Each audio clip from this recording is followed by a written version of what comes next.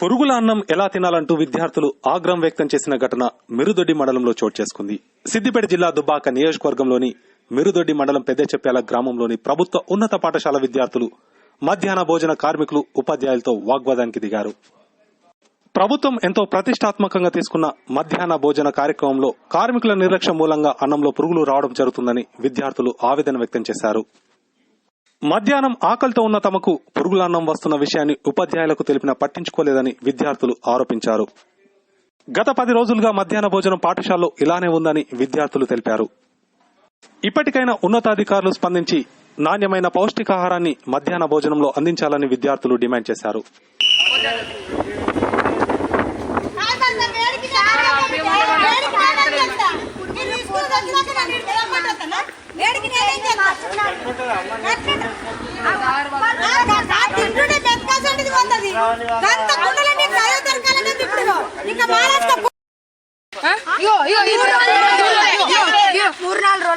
ఎన్ని రోజుల నుంచి వస్తున్నాయి పురుగులు? సార్లు ఏమంటలేరా? సార్లు చూపించారా మీరు ఎప్పుడన్నా? ఏమంటారు?